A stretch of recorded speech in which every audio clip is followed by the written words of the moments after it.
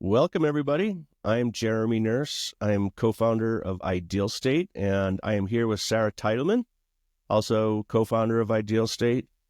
And we are kicking off a weekly conversation series that is going to be discussing topics around AI adoption and looking at all of the interesting stories and lessons that we've learned in the trenches with our clients related to this new wave of AI that we are in the midst of dealing with.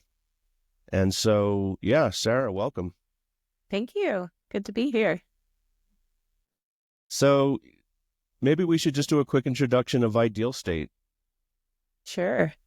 So Ideal State was founded in 2016. And, at the beginning, we were really just thinking holistically about how our clients wanted to redesign their digital workspaces in ways that worked better for their employees. And so we'd come in and kind of do these wholesale evaluations of all the different tech tools that they had at their disposal, and try to help them kind of settle on a roadmap and usually a weeding down of the type of tech they had and optimizing how it was configured.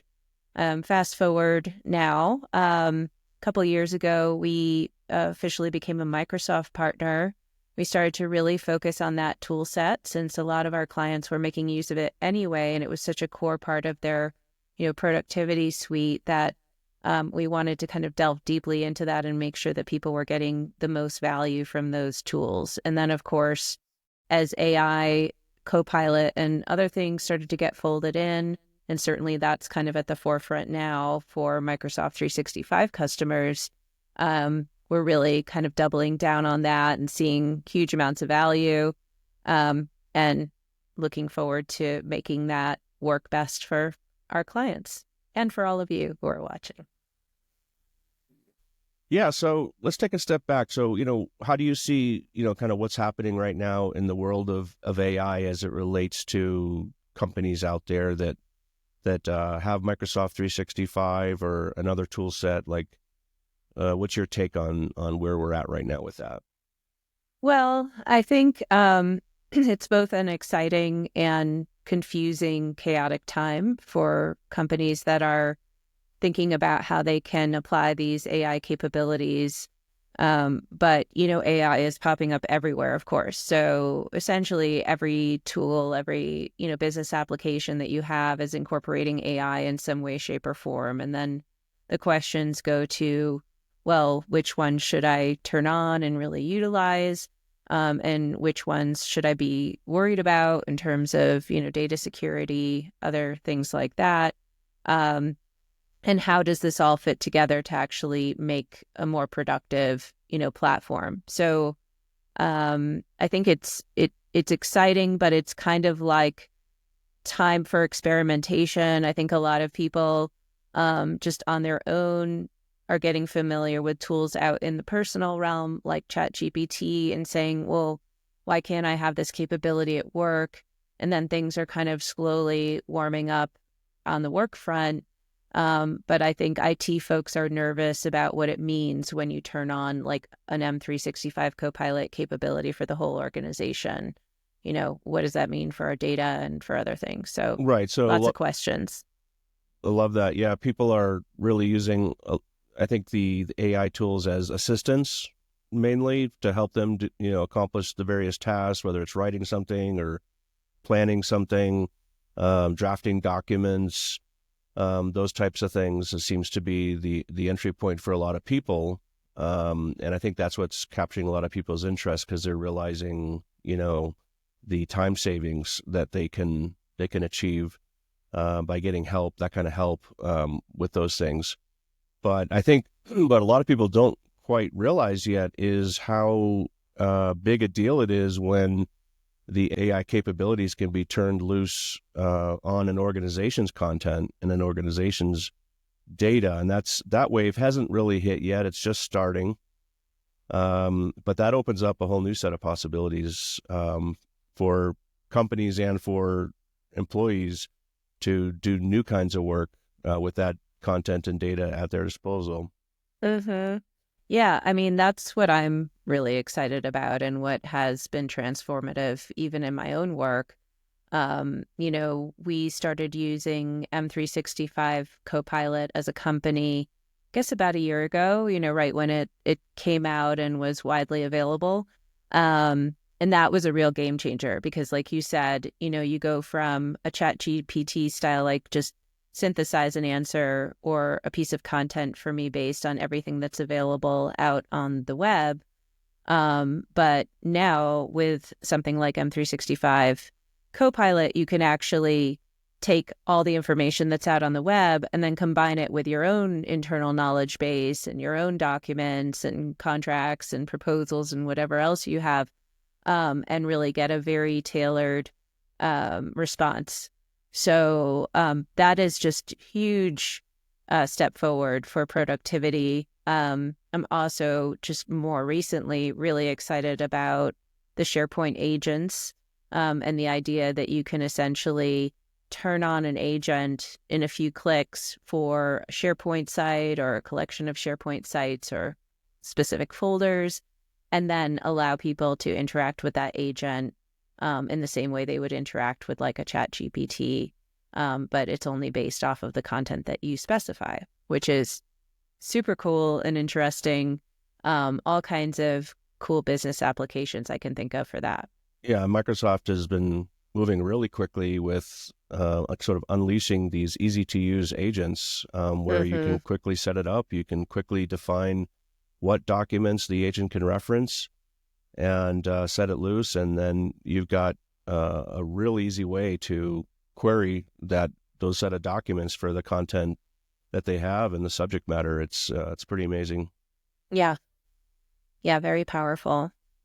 But, again, like all things that are powerful and can pull data from multiple places, it starts to become an issue around content and data governance. So I know, right now, the big topic for a lot of our clients is let's take a look across our data estate, for lack of a better term, all the data that we have residing in M365. Of course, Copilot can be extended to other third-party, platforms, whether they're file shares or other data applications. But for simplicity's sake, just thinking about the M365 environment, it's like, okay, we know about 30% of our SharePoint sites are inactive. We've got a bunch of unused teams and team channels with outdated content living in there. Those are the types of things that, you need to kind of do some spring cleaning and make sure that that's all tightened up. Otherwise, it's like garbage in, garbage out. If you have a bunch of 10-year-old documents, chat or Copilot is not necessarily going to be able to distinguish. Right. I think that seems to be what people kind of realize very quickly, right? When they start diving in, you might get excited and be like, well, let's roll this out. But then, you start realizing, well, wait a second, is it going to be referencing that strategic plan from 3 years ago when we had an entirely different business plan? Is it going to be referencing outdated data and documents? And so you start to realize, well, there's a real cleanup effort that's required on the content side, to make sure that the AI is pointed at the best stuff, the right stuff, and not outdated or inaccurate material. And then also on the data side, there's a real data privacy, data security, information protection question that comes up with AI. Yeah, so it's interesting about this whole content cleanup situation that needs to happen to get ready for Copilot, because this has been an age-old problem, and I think it's just been a looming problem for a long time. So, when everybody was moving to the cloud, they had the chance to kind of freshen everything up and hopefully leave some of that dead wood behind. But now we're like, for many organizations, 10 plus years into their adoption of M365. And so at this stage, it's like, whoa, they're having a major content hangover and realizing that they need to start instituting some kind of content governance, content lifecycle management, so that they're not, indefinitely keeping things around that they either shouldn't be just because they're not useful anymore, or they actually present a compliance risk.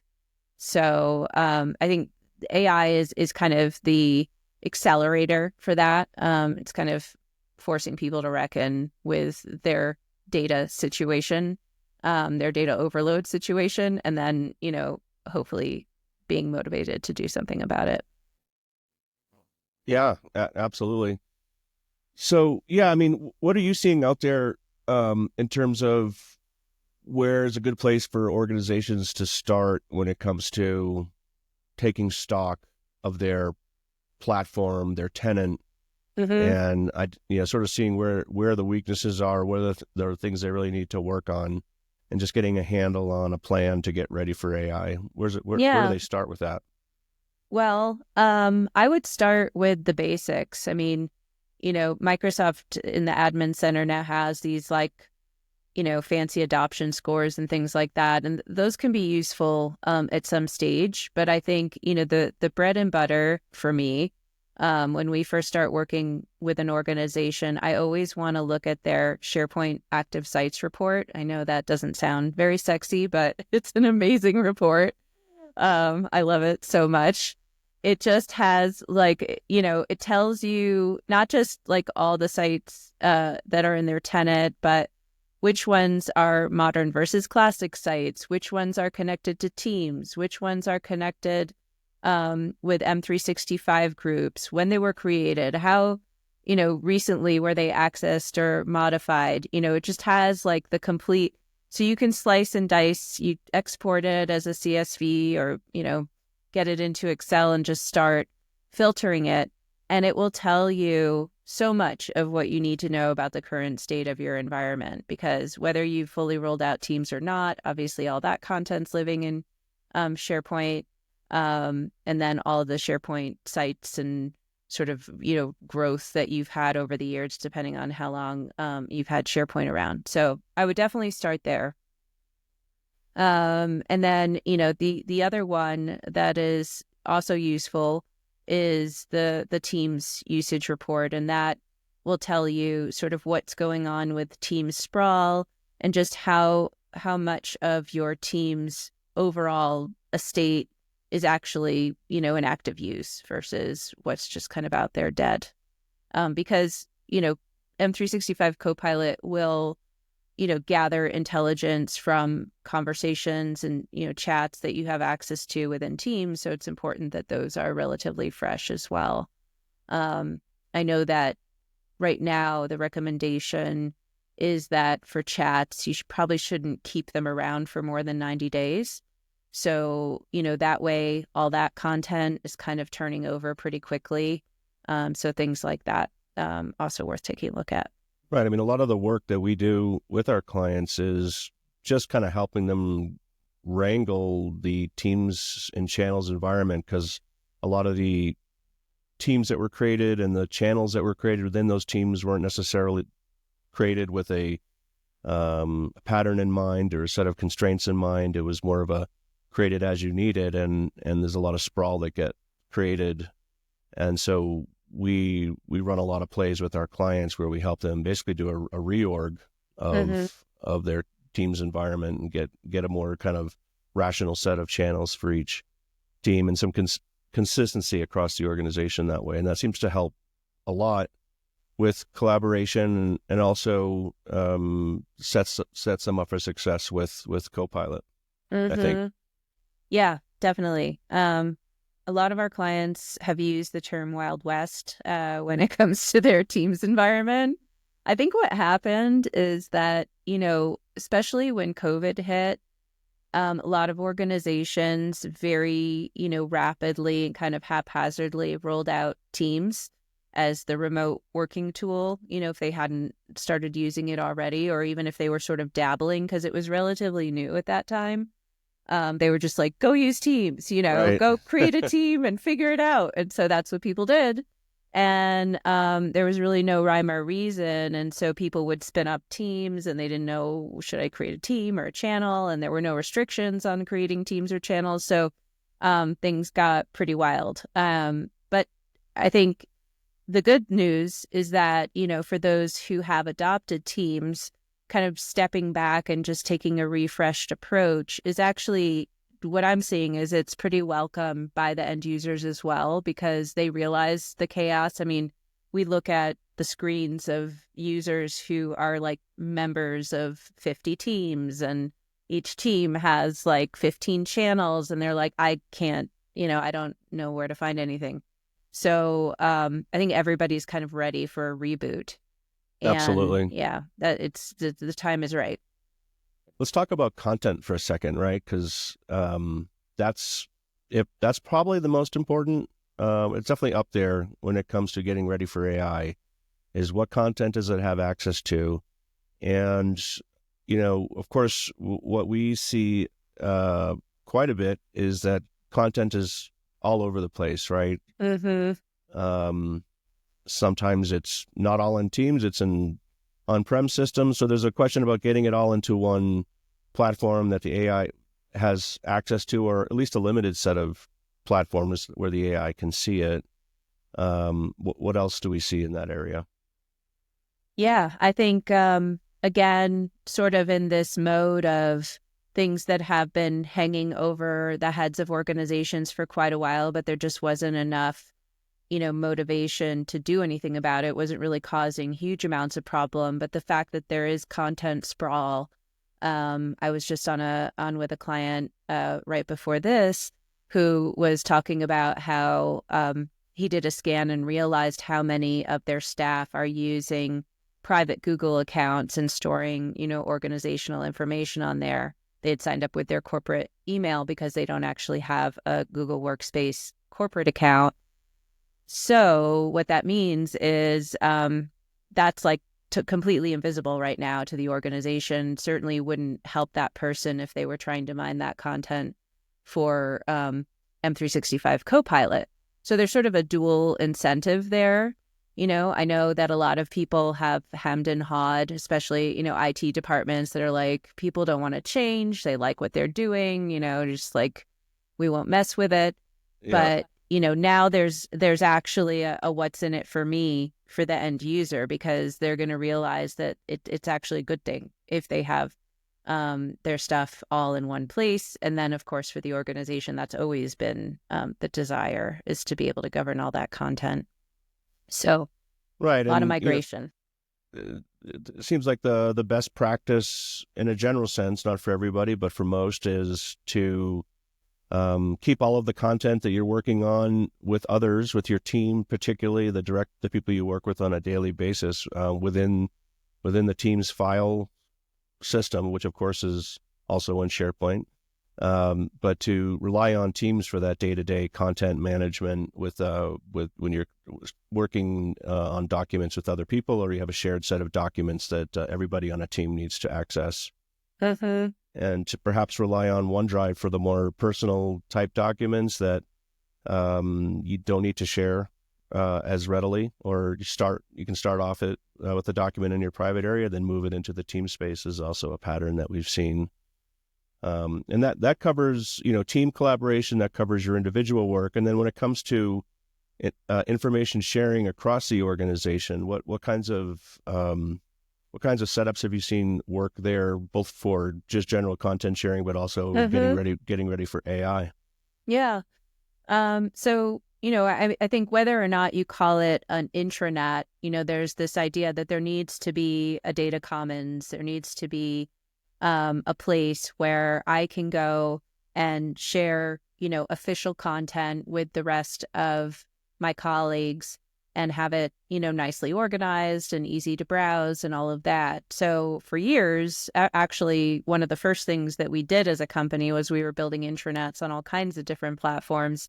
And then over time, even though initially I thought SharePoint was not a good platform for intranets, it turns out now that it is my favorite platform for intranet. So I think, having people, come together and kind of organize a set of SharePoint sites in a way that makes sense, and they can set up, governance and all that good stuff. But at the end of the day, it's a place in SharePoint using mostly SharePoint communication sites where you can access all those files. And then what I'm really excited about is now that SharePoint agents are a thing, we can actually turn those on inside of that collection of SharePoint sites and make search amazing. And, even generate new content based off of what's in your intranet or your, staff hub or however you refer to it. Yeah, that's right. Once you've got a set of reference documents, it's easy for AI to build off of that to create new versions of those documents. And you can see a lot of different kinds of efficiencies there. Mm-hmm. Yeah. I mean, I think it's just, I'm so jazzed because I think it's like the best time to be building out these tools. I mean, all these things that me as like a, former knowledge management practitioner and all the things I was trying to do over all these years is now finally really possible with the tech. The tech is catching up to kind of the aspirations that I know a lot of us have had over the years of being able to easily find and synthesize information. So it really is, it's kind of like a golden age of information and Yeah, content, and it's very exciting. it really is. No, I'm also very excited for this period of time. I mean, just the way we've started incorporating AI into our business, I'm just seeing so many possibilities. For helping the business, for helping train new staff, for raising the quality of our service to our clients through standardization and documentation, and just getting help with AI for the work that we do. I mean, it's really Yeah. it's an amazing time. You reminded me of, a use case that has always been a really important one for our clients, and especially, in the realm of intranets and knowledge management, and that's new employee onboarding. And so, I think it's so amazing. Imagine, you open up your intranet or, shared files across the organization to a SharePoint agent, or you build a custom agent for new hires that also provides them access to like domain specific internal and external information. They can literally sit there and ask the AI questions about their role and get up and running in like no time at all. I mean, that to me is just incredible because this has been such a major pain point for so long. So I know you've been looking at just some of the kind of late breaking AI capabilities and some of these package solutions that are coming out from Microsoft. So what have you seen that's cool so far? Right. Well, I think the great promise is, that you can have an agent that's kind of your personal assistant that you can ask any question to about your organization and get a cogent response and get help that you need. It's going to take a little while to get to that point. I think before we get there, there's some incredible opportunities to add a ton of value for employees, particularly in the areas of user self-help. So think about, for example, IT ticketing process. So a user has a problem. There may or may not be documentation available. Maybe they Google it. Maybe the company has a knowledge base. I don't know what the chances are of them getting the information that they are looking for, but let's imagine it could be better. So basically the next step is to go to the ticketing portal and open a ticket, create a ticket there, and wait to hear back from IT. Not a bad process, but AI offers a much, I think, improved situation where the user can go to the ticketing portal, but before opening the ticket, start querying the AI agent, who now has access to all of the internal documentation, all of the external documentation, as well as all the information on the internet about these topics, and can, I think, do a great job of deflecting a lot of tickets in a very good way, of giving users the answers that they need and the help that they need before they even have to involve the ticketing system and the support staff. Mm-hmm. That's cool. Yeah, I know IT tickets, frustrating on all sides. From the IT angle, it's like, why am I answering the same question for the bazillionth time? Yeah, the Or like, AIs don't mind getting fired the same question over and over again. yeah, and then Well, and then the other thing is it's always like incomplete. So the information that the end user gives you is incomplete. And then you can have like, can you send me a screenshot? Can you, be more specific about what you were doing when this happened? All that kind of thing. Did you turn it on and off again? Whatever. And then on the user side, they're getting upset because each time they submit a new thing, it goes back into the queue and like it feels like it's taking forever. Absolutely. So I think there's definitely some improved, customer experience there that could be gained through this AI stuff. Absolutely. Yeah, and of course the other big one is HR. Mm-hmm. HR is probably the greatest purveyor of company-wide information. And so, employees always have lots of questions.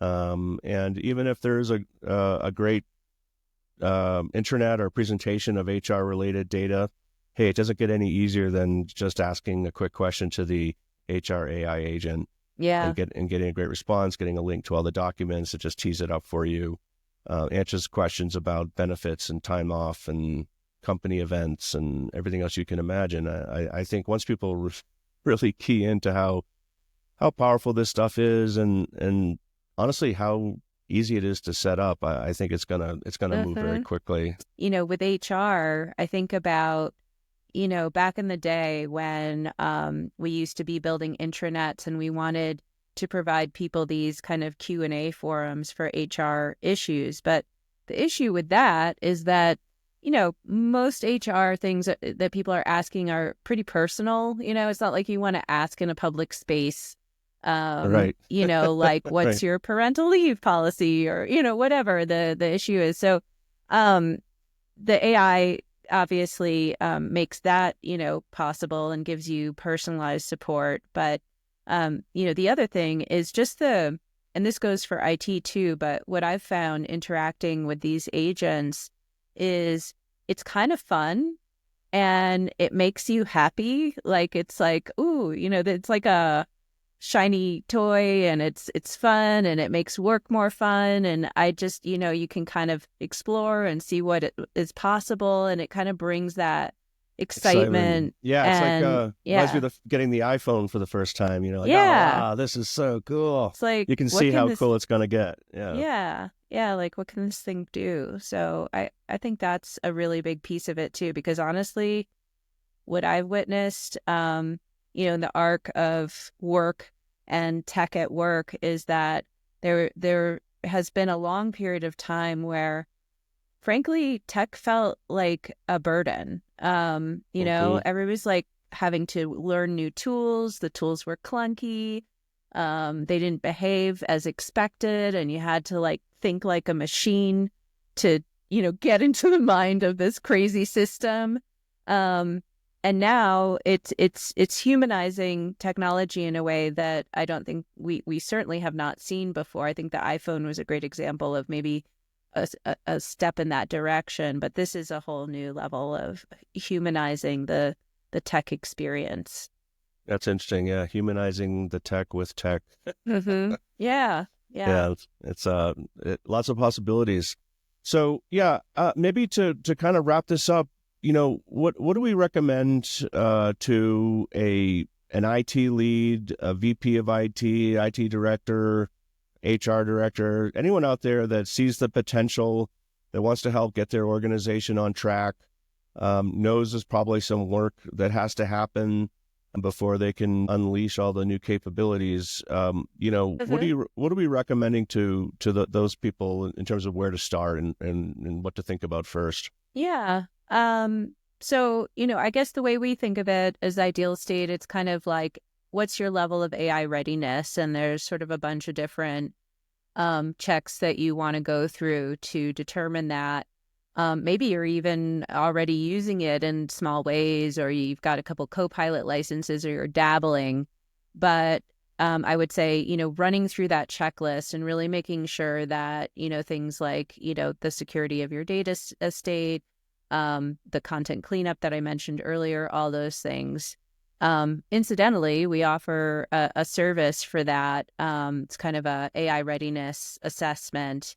And we can run through that very quickly and spit out a bunch of recommendations. But it's also something that IT teams, if they have the bandwidth, could do on their own. It's just making sure that you kind of cover all the bases. And then, of course, once you've determined what needs to be done to kind of just lay the strong foundation for AI, the next step is thinking about all the change management and the kind of phased approach to introducing this capability in a way that's purpose-built, not overwhelming, doesn't introduce additional chaos into the organization, actually brings people along for the very exciting journey. But it's still about change. It's still about people. It's still about managing expectations and all the things that we know from doing change management for years and years. So Good stuff. Okay, well, I think let's leave it there. We'll put more information in the description about our AI Readiness program. So please take a look, and we'd love to hear from you. So yeah, thanks a lot. Thanks, Sara. yeah, thanks for watching, listening. Great to be with you today. See you next time. See you next time. Bye.